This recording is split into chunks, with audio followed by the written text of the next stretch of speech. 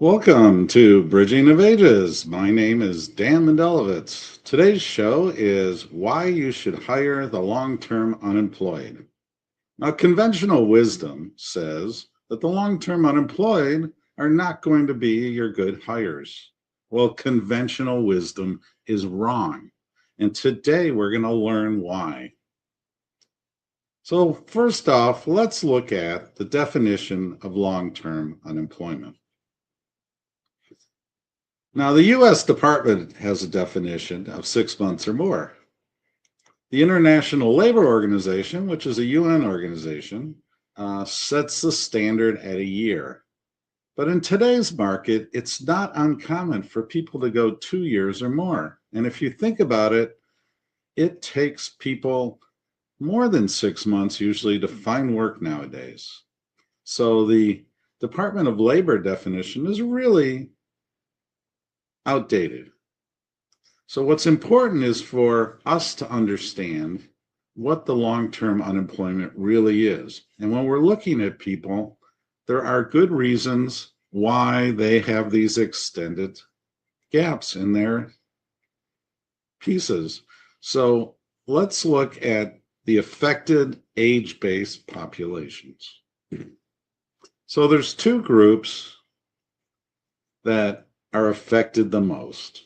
Older workers.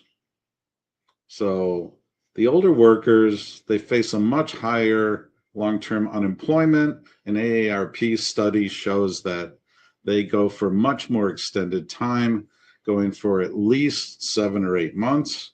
And then the other side of it is the younger workers are impacted. It can be extremely difficult to get into the workforce. And in today's world, especially with some of the AI taking over those entry-level tasks, companies are not necessarily hiring those folks. Now, down the road, that's going to impact them because they won't have the workers who have been building their experience for 10 years. Why do we do this? We look at people and we say, why were you out of work? And the tendency is to blame the worker as opposed to the system. Most people out of work nowadays are out because of no fault of their own.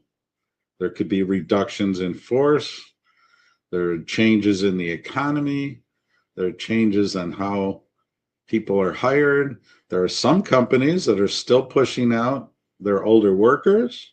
And as I mentioned, there are also companies that are not bringing in those younger workers. It's a short-term thinking that will come to haunt us in the future.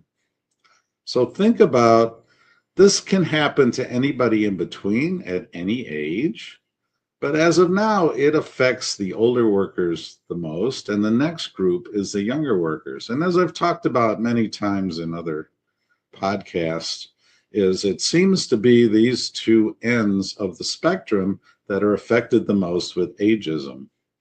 But if we think about it, those are the two groups that we really want to have the most involved when we are building intergenerational teams. So what are the barriers to re-entering the workforce? Well, there's an employee stigma.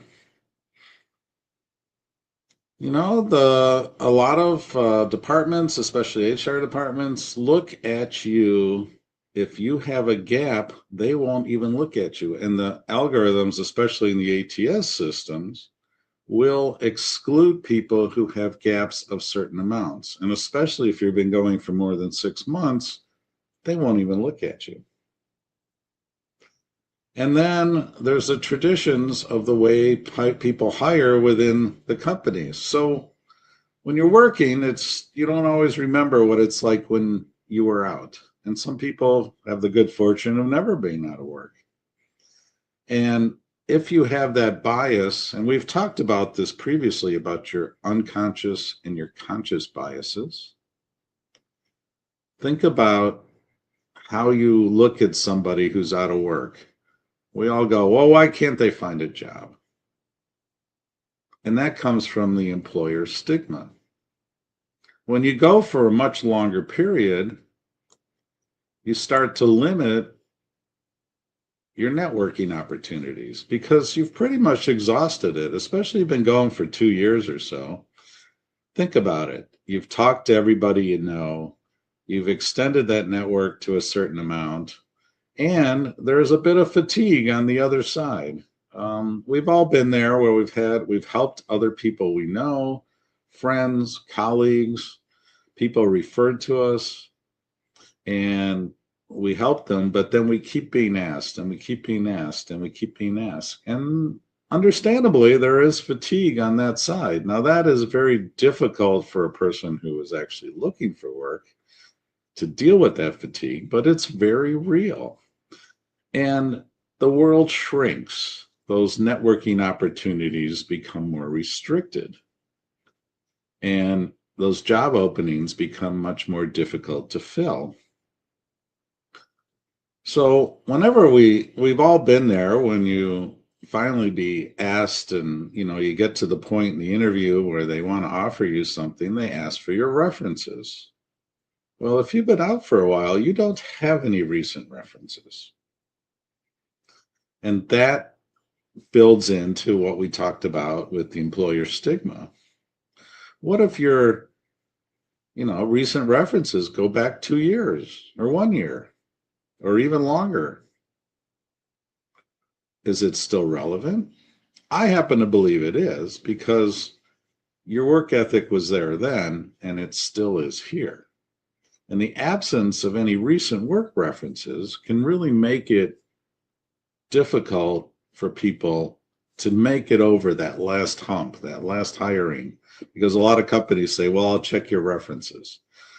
Now, I happen to think that checking references is not all that relevant because nobody's going to give you references that say bad things about them.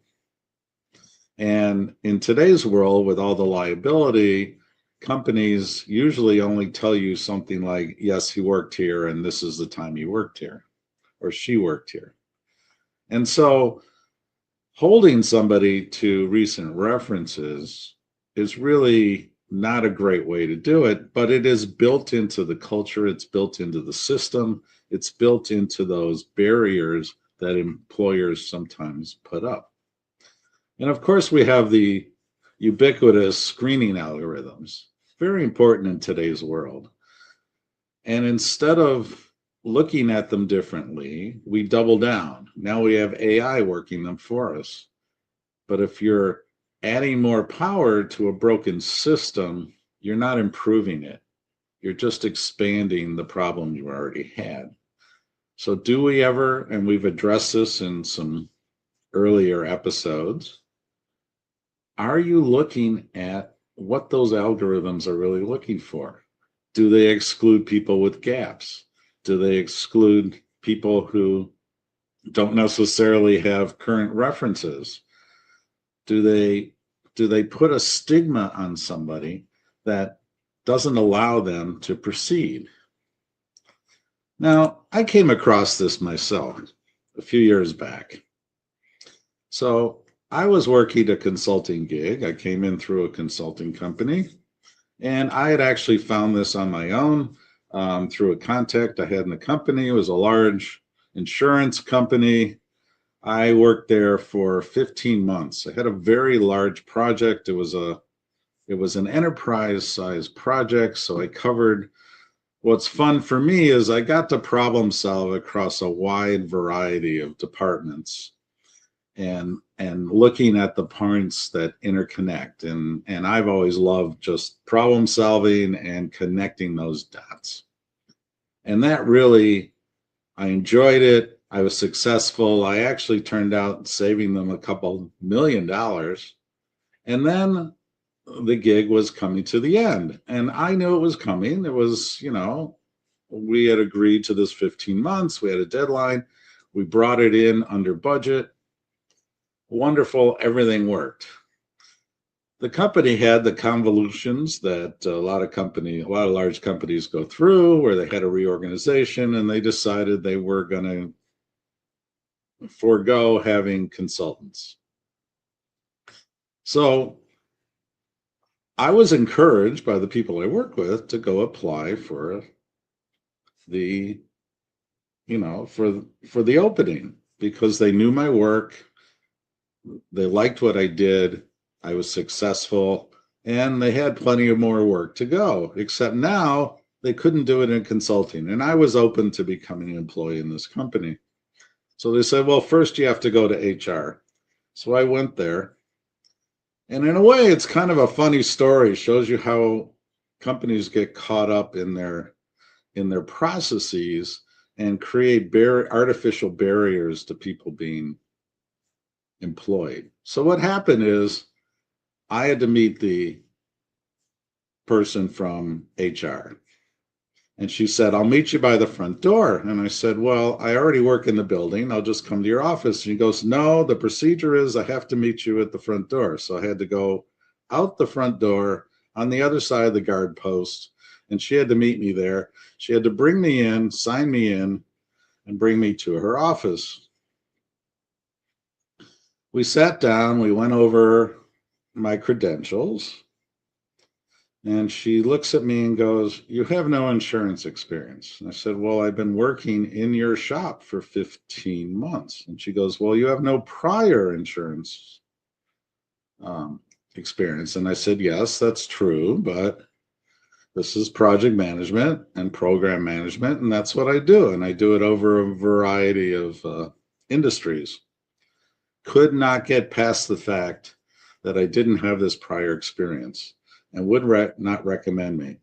And then it gets even funnier. I said, okay, I'll go back to my desk and go back to work. And she goes, no, I have to take you back to the front door and sign you out. So I had to go trundle down after being rejected, go out the front door. And then after she left, I came in and used my key card to go back to my desk. Where did this lead to as far as long-term unemployment? Well, at the time, it wasn't just they were cutting back, it was cutting back across the industry. So I had trouble finding more work, and the agency I was working for didn't have a new gig for me. So I learned the hard way what it's like to be long-term unemployed.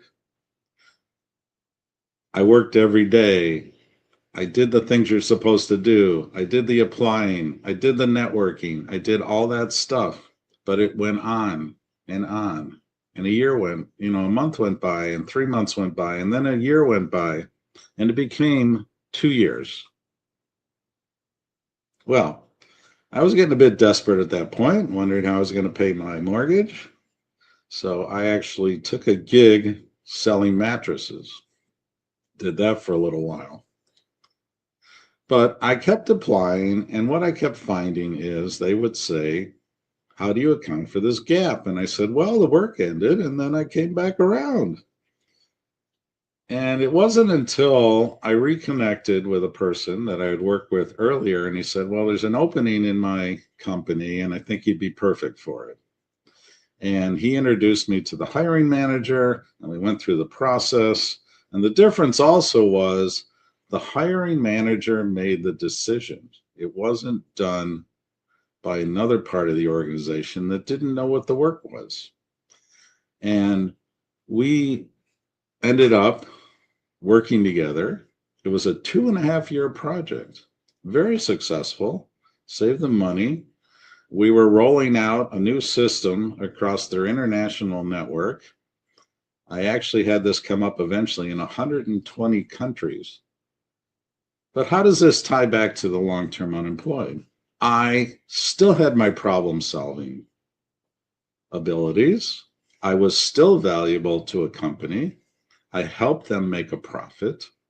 But because I had this gap, the system did not see me as valuable. So think about it. What was the difference? I had to problem solve every day to survive. And one thing you should think about is, do you think there's any problem in your business that is more difficult than what a long-term unemployed person has gone through? I know from my own experience, the answer is no. And what you will find is that person will be the one that is really going to be the one that helps you. So if we look at fresh perspectives and untapped skills, okay, we're pausing.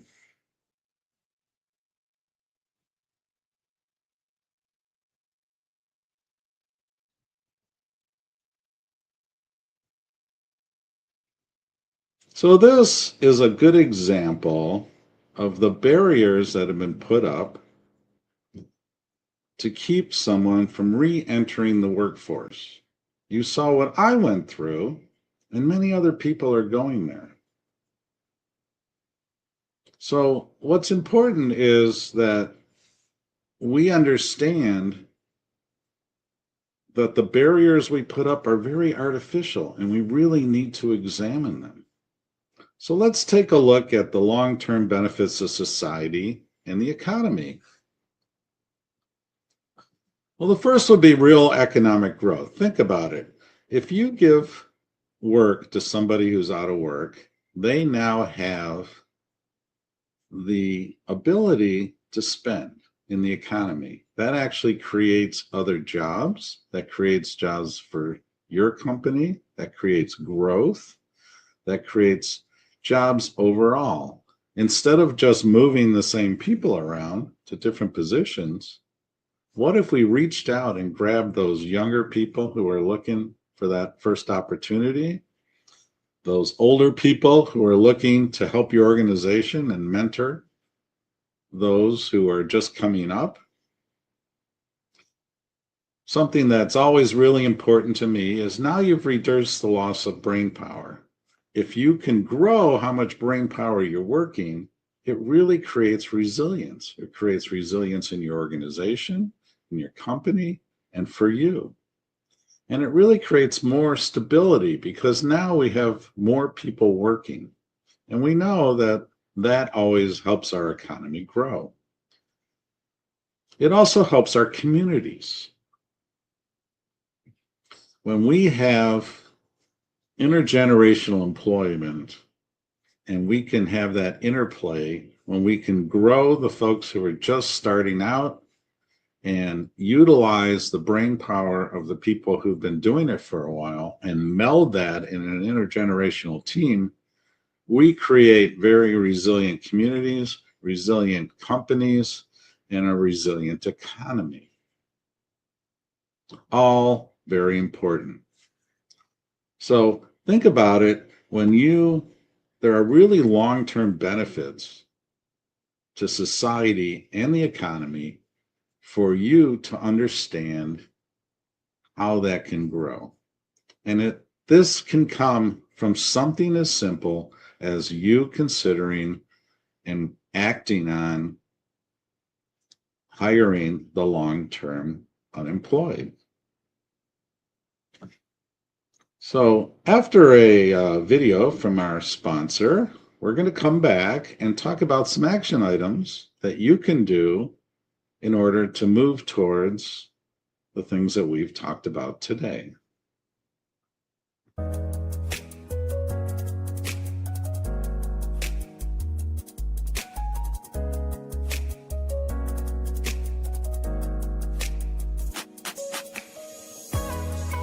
Back to Bridge Builder Bits on Bridging of Ages. Today we talk about talent. We walk past the talent every day, and then we turn around and say, we can't find any talent. How are we excluding it? Because of conscious or unconscious bias. We are not looking at talent that is right in front of us. We walk right by it. Whether it could be because they're too young, they're too old, or don't meet that perfect purple squirrel that we're trying to look for. We walk past talent every day. Don't walk past the talent. It's right in front of you. This has been another Bridge Builder Bits on Bridging of Ages.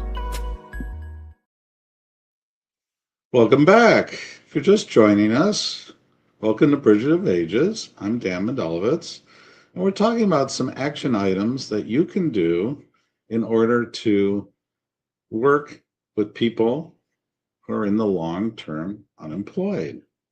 Our first action item, and we come back to this several times. We've talked about this in some previous episodes. Examine your unconscious and conscious biases. Obviously, the unconscious ones you may not know about. And the conscious ones, I think you know, and they're right there. And we talked about some of those today. What's really important is to think about how those biases may be keeping people out of your organization or company that could be extremely valuable to your organization. And as we said, this tends to hit more on the youngest workers and the oldest workers, but it does hit on everybody in between. And when somebody is long-term unemployed, we have certain biases that we're not always aware of. What we think about them, like why can't they get a job? And why are they out? And why is there a gap? And the gaps could be for many reasons. It could be helping a family member with a health issue. It could be their own health issue. It could just be that they got laid off and for no fault of their own because of a reduction in force in the company they were in. And they just have been having difficulty getting that next gig. And as we well know, in today's world, it takes longer and longer to get that next piece of employment, no matter how good your network is. Action item 2. Determine your real needs rather than your perceived needs. If you look at a lot of the job listings, they're about what I need today, but don't think about what we need in the future.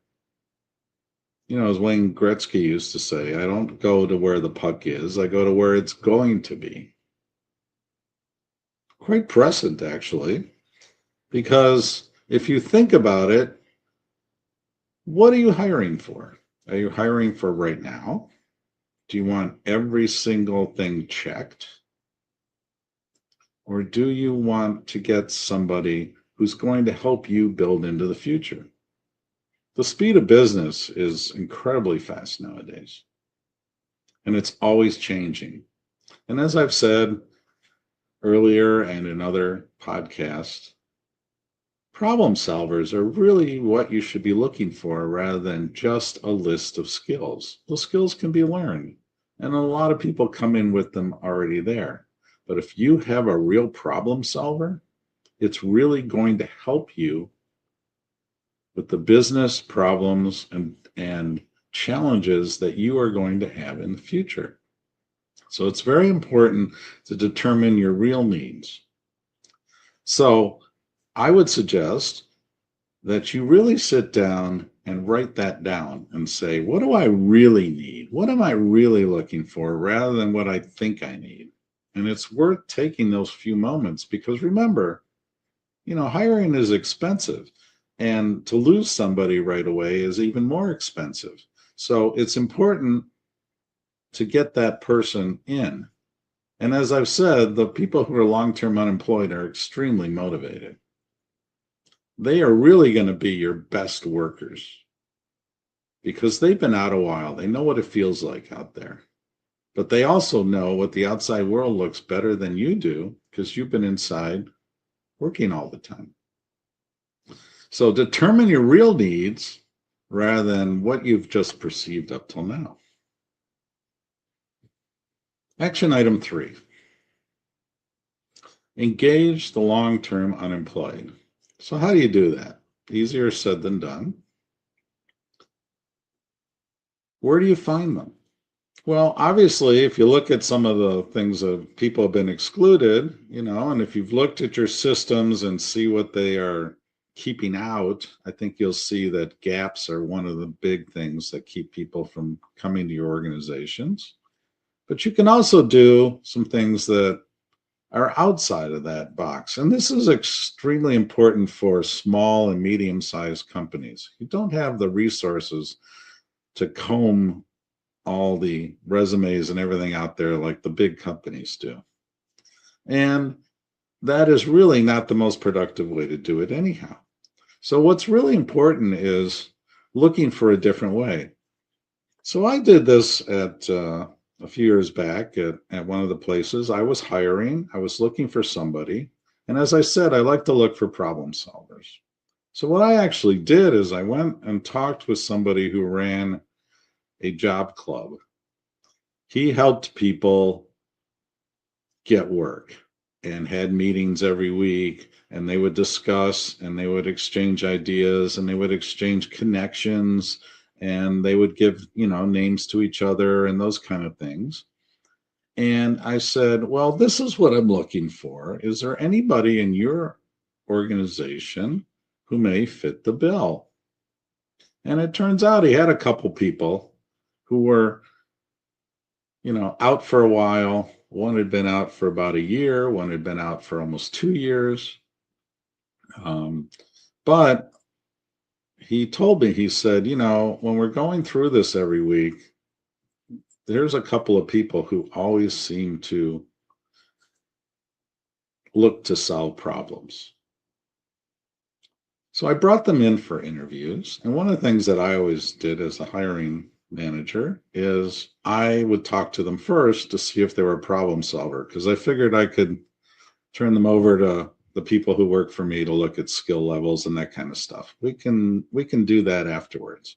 But what was important that they go through the first step with me, because they would be working for me.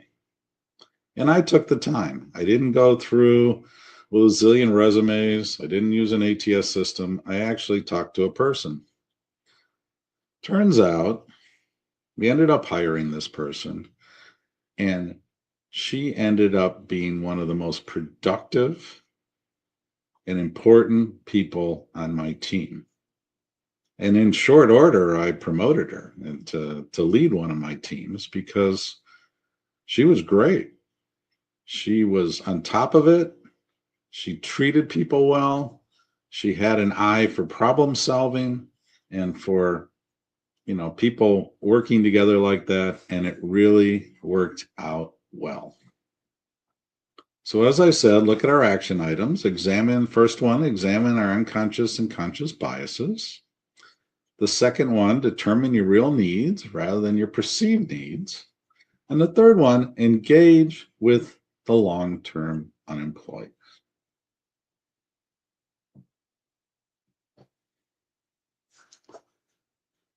Now let's look at the tip of the day.